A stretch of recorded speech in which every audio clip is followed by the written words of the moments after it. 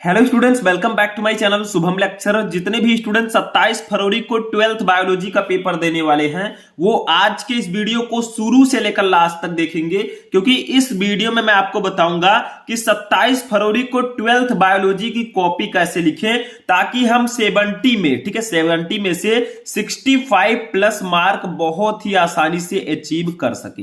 देखिए student, biology की copy एक अलग तरीके से लिखी जाती है और आपको कैसे लिखना है, क्या करना है, सब कुछ मैं इस वीडियो में बताऊंगा, क्योंकि आपकी तैयारी बहुत अच्छी हुई है। लेकिन जब तक आप कॉपी अच्छे से नहीं लिखेंगे आप 70 में 65 प्लस नहीं ला पाएंगे। ठीक है, तो आज के इस वीडियो में मैंने एक पेपर लिया है। देखिए ये एक पेपर है जीव विज्ञान का। ठीक है, इस पूरे पेपर को मैं इस वीडियो में सॉल्व कराऊंगा, मतलब एक एक का आंसर हम साथ साथ लिखेंगे और ये भी समझेंगे कि आखिर कैसे आपको कॉपी बोर्ड एग्जाम में लिखना होता है। देखिए ये पेपर है, इसका मैं पूरा आंसर बताऊंगा आपको, कैसे प्रश्नोत्तर संख्या डालना है, कैसे क्या लिखना है। तो देखिए ये पेपर आपका है। ठीक है, इसमें सबसे पहले देखिए जीव विज्ञान क्लास 12 केवल प्रश्न पत्र, समय 3 घंटे 15 मिनट, पूर्णांक 70 का रहेगा। ठीक है, तो सबसे पहले देखिए यहां पर सबसे पहले जब आपको कॉपी मिलेगी तो आपको कुछ इस प्रकार का फर्स्ट पेज मिलेगा। ठीक है, जिसमें सबसे पहले आपको अपना रोल नंबर डालना है। देखिए परीक्षार्थी का अनुक्रमांक पहले डालना है अपना रोल नंबर अंकों में। ठीक है, वीडियो को आप लोग लाइक कर दीजिएगा, चैनल पर नए चैनल को भी सब्सक्राइब कर लीजिएगा,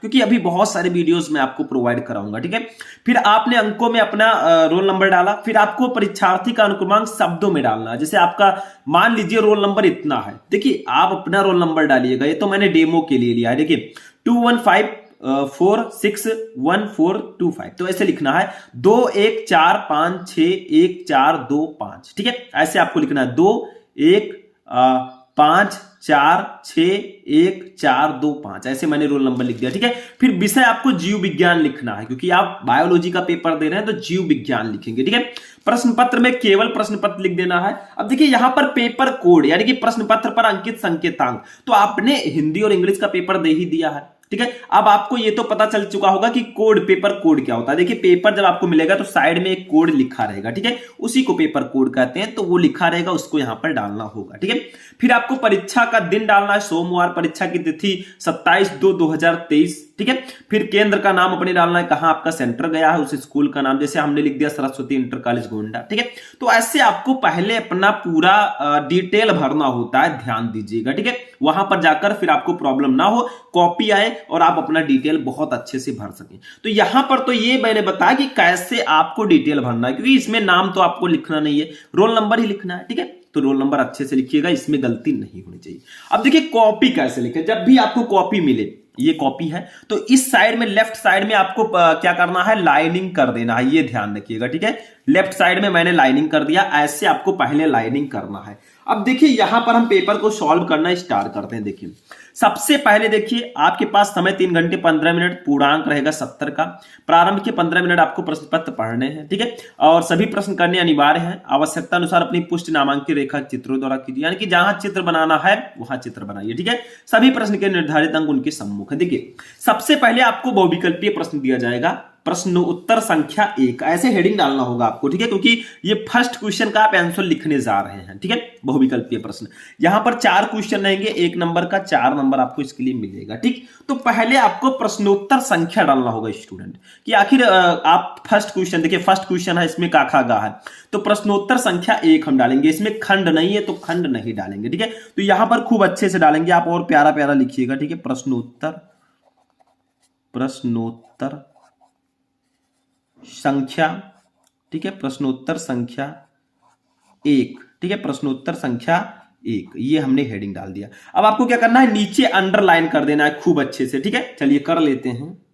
तो देखिए हमने प्रश्नोत्तर संख्या डालकर नीचे अंडरलाइन कर दिया। ठीक है, अब आपको क्या करना है, देखिए जैसे फर्स्ट क्वेश्चन में काखा गाघा करके 4 क्वेश्चन दिए गए हैं। तो देखिए का है, निम्नलिखित में से कौन सा पुष्प नर जनन अंग का प्रतिनिधित्व करता है। इनमें से कौन सा अंग है पुष्प का जो पुष्प नर जनन अंग का प्रतिनिधित्व करता है। ठीक है, तो इसका राइट आंसर होगा पुमंग। ठीक है, तो का फर्स्ट सही है, पुमंग, तो ऐसे आप लिखेंगे। देखिए यहां पर ऐसे लिखेंगे का, ऐसे हमने लिख दिया का। ठीक है, ऐसे हेडिंग हमने डाल दिया। अब का कौन सा सही है, देखिए का हमारा फर्स्ट सही है। कौन सा, फर्स्ट सही है, और फर्स्ट सही है, और फर्स्ट क्या है, पुमंग है। ठीक है, तो ऐसे हम लिख देंगे पुमंग।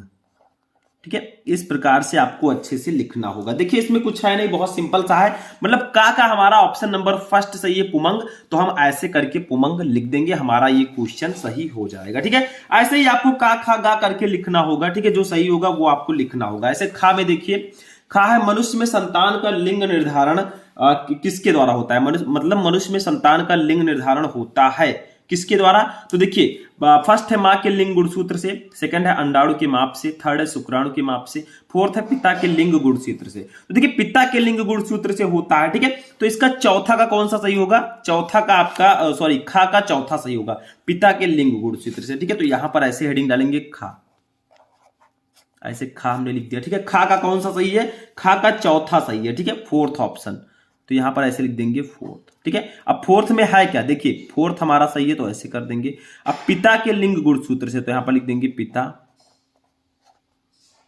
के, ठीक है, लिंग गुणसूत्र से,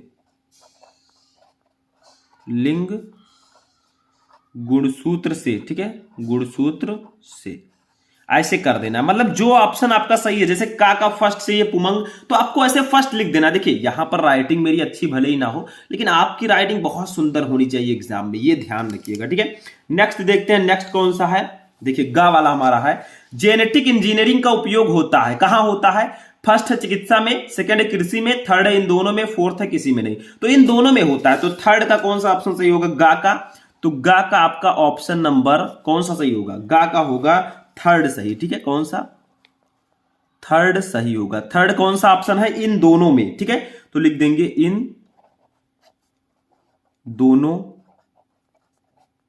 में। ठीक है, तो इन दोनों में होगा, तो इन दोनों में हम सही कर देंगे। ठीक है, तो ऐसे गा हो गया। अब घा वाला देखिए, लाइकेन जो पारिस्थितिक अनुक्रम को प्रारंभ करने में सक्षम है, वास्तव में ये सहजीवी सहचर हैं, ये शैवाल और कवक के सहचर हैं, तो इसका सेकंड वाला ऑप्शन राइट होगा। ठीक है, तो हम लिख देंगे सेकंड, घा का कौन सा सही है, घा का आपका सही है सेकंड वाला ऑप्शन। ठीक है, क्या लिखा मैंने, सेकंड, ये हमने लिख दिया। ठीक है, तो घा का सेकंड सही है, और ये कौन सा, शैवाल और कवक, तो ऐसे लिख देंगे शैवाल, शैवाल और कवक, और कवक। ठीक है, अब एक चीज आप ध्यान रखिएगा, ये जो मैंने का खा गा घा लिखा है, इसको आप ब्लैक से लिख दीजिएगा, ज्यादा बेटर रहेगा। ठीक है, मतलब का खा गा घा को ब्लैक से, बाकी ब्लू से। तो ये आपके 4 क्वेश्चन हो गए बहुविकल्पीय प्रश्न, प्रश्नोत्तर संख्या 1 में का खा गा घा करके 4 क्वेश्चन थे। अब नीचे ये नीचे देखिए स्पेस बच रहा है, आप नीचे प्रश्नोत्तर संख्या 2 डाल दीजिएगा। ठीक है, और लिखना स्टार्ट कर दीजिएगा। मैं दूसरे पेज से लिख रहा हूं, क्योंकि आप नीचे लिखे चाहे दूसरे पेज में लिखे, लेकिन नीचे अगर जगह है तो नीचे आप जरूर लिखिए, पेज आपको बर्बाद नहीं करना है। ठीक है, तो ये आपका हो गया।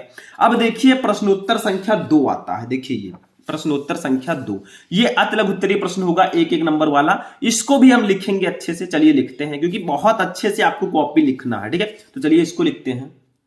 तो देखिए अब हम यहां पर हेडिंग डालेंगे प्रश्नोत्तर संख्या 2। ठीक है, ऐसे लिख देंगे प्रश्नोत्तर संख्या, प्रश्नोत्तर संख्या 2। ठीक है, 2 ऐसे हमने लिख दिया। ठीक है, अब प्रश्नोत्तर संख्या 2 लिखकर इसके नीचे अंडरलाइन कर देंगे।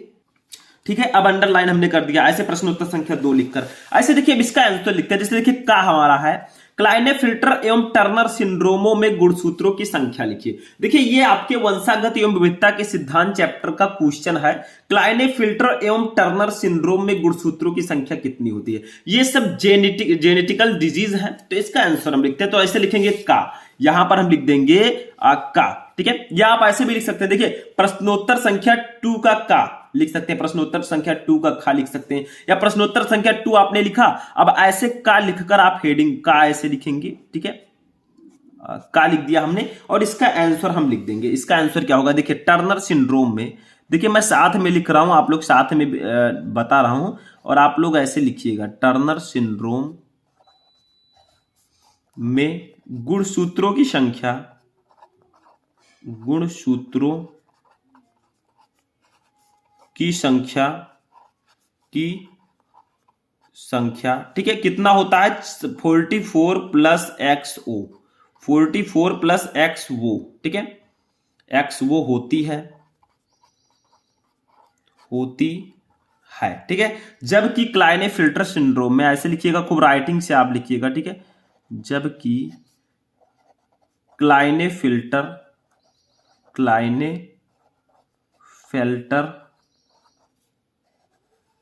सिंड्रोम में, ठीक, क्लाइनेफेल्टर में लिख दीजिए, क्लाइनेफेल्टर में गुणसूत्रों की संख्या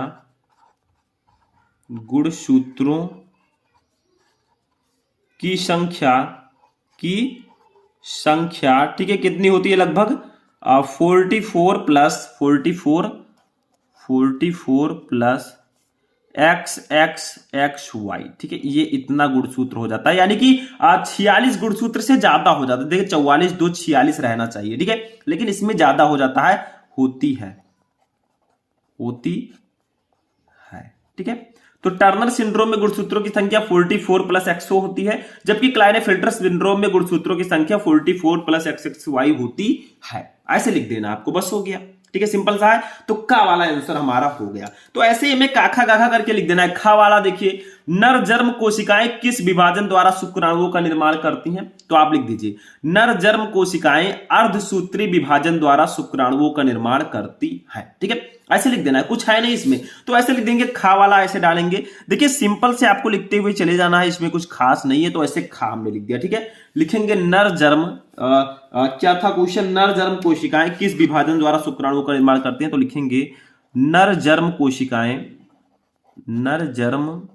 कोशिकाएं, ठीक है, कोशिकाएं किस विभाजन द्वारा? तो अर्धसूत्री विभाजन द्वारा। आप चाहे तो यहां पर ब्लैक पेन का भी यूज कर सकते हैं, क्योंकि जो मेन पॉइंट है उसको आप ब्लैक से भी लिख सकते हैं। तो अर्धसूत्री विभाजन द्वारा, या इसी को क्या बोलते हैं? या इसी को अर्धसूत्रण बोलते हैं, दोनों सेम है, ठीक है, या अर्धसूत्रण, दो नाम है इसके, अर्धसूत्रण द्वारा, ठीक है, अर्धसूत्रण द्वारा, ठीक है, शुक्राणुओं का निर्माण करती हैं, शुक्राणुओं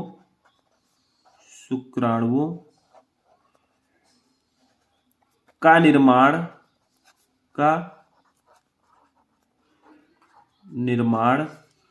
करती हैं, ठीक है, करती है।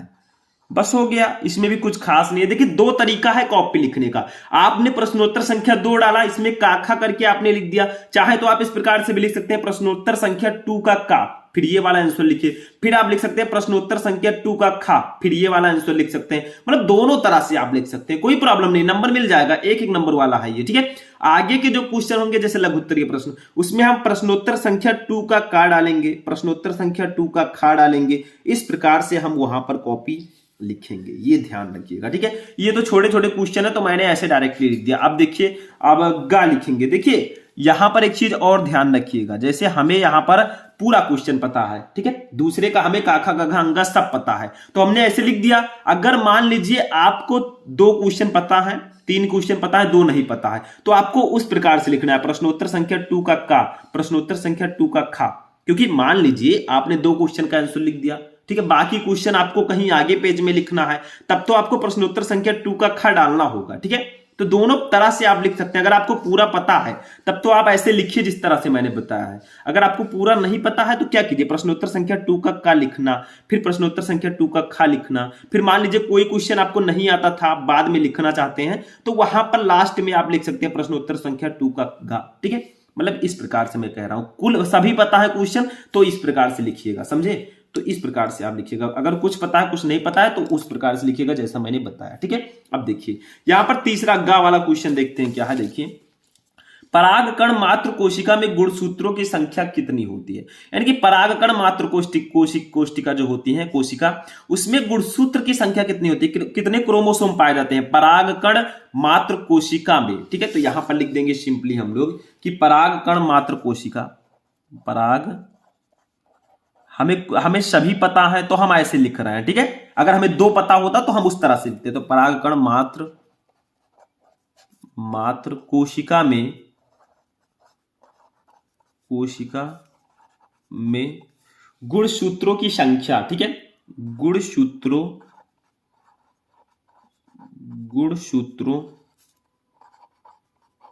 की संख्या, ठीक है, द्विगुणित होती है। मतलब द्विगुणित का मतलब समझ रहे हैं ना, 2n, ये मैंने पहले बताया था, द्विगुणित होती, या डी गुणित को हम 2n भी लिखते हैं, तो डी गुणित 2n होती है, ठीक है, होती है, ठीक है। तो इस प्रकार से आप लिख सकते हैं, ठीक है। हमें पांचों क्वेश्चन पता है तो हम ऐसे काखा करके लिख रहे हैं, ठीक है। समझ में आया? पांचों नहीं पता है आपको तो प्रश्नोत्तर संख्या 2 का का, प्रश्नोत्तर संख्या 2 का खा, इस प्रकार से आप लिखिएगा। देखिए अब घ वाला क्वेश्चन देखिए, उस एंजाइम का नाम लिखिए जो डीएनए अणु को खंडों में तोड़ देता है। वो कौन सा एंजाइम है जो डीएनए अणु को खंडों में तोड़ देता है? तो उसका नाम है, हम घा हेडिंग डालेंगे और लिखेंगे, ठीक है, ऐसे लिखेंगे घा। और यहां पर हम क्या लिखेंगे देखिए, आप प्रतिबंध प्रतिबंधन, उसका नाम है प्रतिबंधन, प्रतिबंधन, ठीक है, एंडोन्यूक्लियेज, न्यूक्लियेज, ठीक है, ये इसका नाम है, या इसी को हम बोलते हैं, ठीक है, या एवं एक्सोन्यूक्लियस, दूसरा है एवं एक्सोन्यूक्लियज।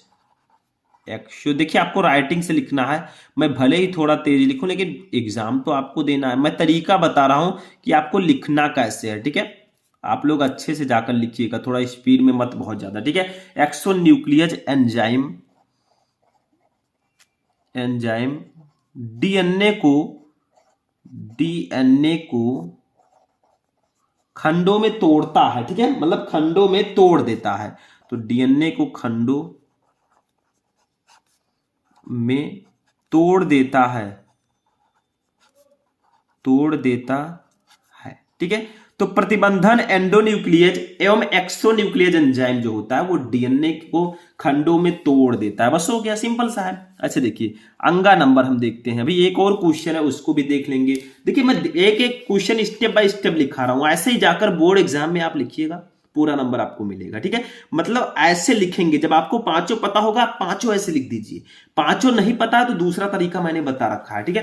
अंगा नंबर देखिए क्या है, कार्बन डाइऑक्साइड का स्थिरीकरण करने के कारण पौधे को क्या कहते हैं? तो कार्बन डाइऑक्साइड का स्थिरीकरण करने के कारण पौधों को स्वापोषक कहते हैं। तो ऐसे लिख देंगे, मतलब देखिए मैं धीरे धीरे बता रहा हूं, आप लोग लिखते चलिए। तो कार्बन डाइऑक्साइड का लिखेंगे कार्बन डाइऑक्साइड, ठीक है, कार्बन डाइऑक्साइड, ठीक है, कार्बन डाइऑक्साइड का स्थिरीकरण, ठीक है, का स्थिरीकरण, ठीक है, करने के कारण,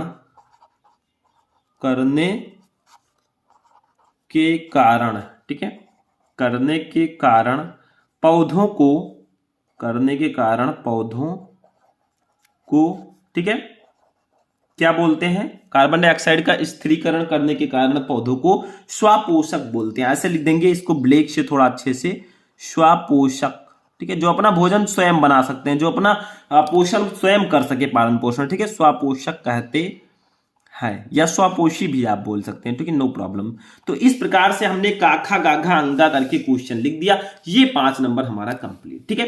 तो ऐसे आप लोग लिखिएगा। अब हम बात करते हैं, जैसे तीसरा क्वेश्चन आता है, देखिए अब ये हमारा लघु उत्तरीय प्रश्न है, तीसरा क्वेश्चन। तो लघु उत्तरीय प्रश्न हम लिखेंगे, मतलब ये नहीं लिखेंगे, हम लिखेंगे प्रश्नोत्तर संख्या 3 का। जैसे हमें आंसर लिखना है इस लघु उत्तरीय प्रश्न का, तो प्रश्नोत्तर संख्या 3 का लिखेंगे। ऐसे आप लघु उत्तरीय में भी लिख सकते हैं, नो प्रॉब्लम।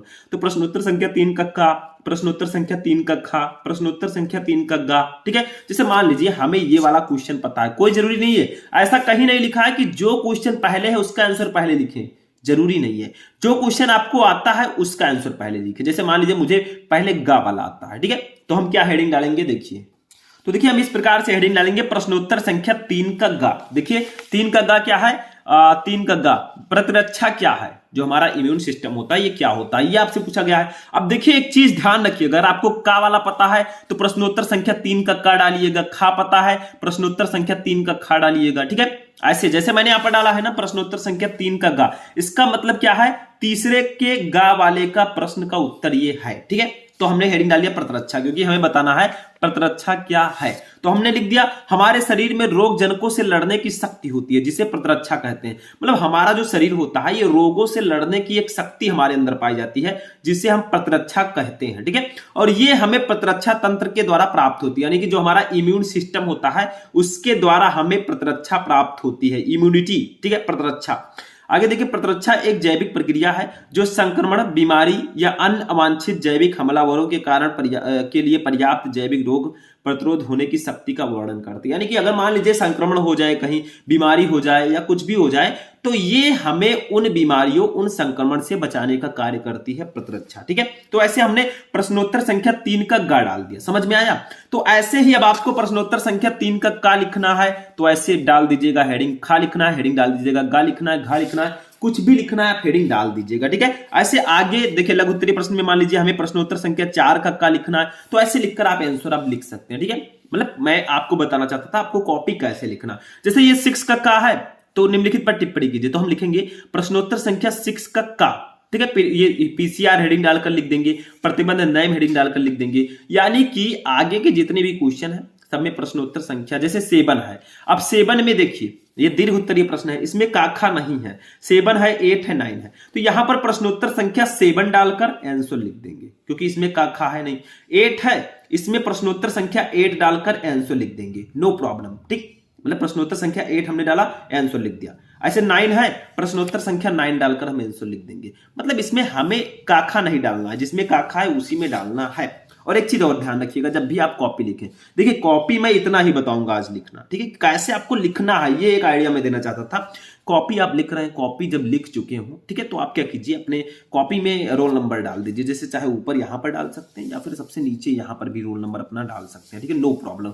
मतलब रोल नंबर डाल देंगे तो ये होगा कि मान लीजिए आपकी कॉपी कहीं बदल जाती है, कुछ होता है, तो रोल नंबर बीच में पड़ा रहेगा तो सभी को पता चल जाएगा, हाँ एग्जामिनर जान जाएगा कि ये बच्चे की कॉपी नहीं है, ये दूसरे बच्चे की कॉपी है, ठीक है। तो रोल नंबर जहां तक हो सके आप अपने पेज में ऊपर डाल दीजिए या नीचे डाल दीजिए छोटा सा, क्योंकि वो जरूरी है, ठीक है। नाम तो आपको लिखना नहीं है। तो इस तरह से आप पूरे जीव विज्ञान की, यानी कि पूरे बायोलॉजी की कॉपी लिख सकते हैं। इस तरह लिखेंगे भैया, 70 में 65+ आप लेकर आएंगे, ठीक है। तो आज का ये वीडियो कैसा लगा कमेंट करके बताइएगा, ठीक है। इस वीडियो को लाइक कर दीजिएगा, चैनल पर नए चैनल को सब्सक्राइब कर लीजिएगा। तो चलिए मिलते हैं नेक्स्ट वीडियो में नेक्स्ट टॉपिक के साथ, तब तक के लिए जय हिंद।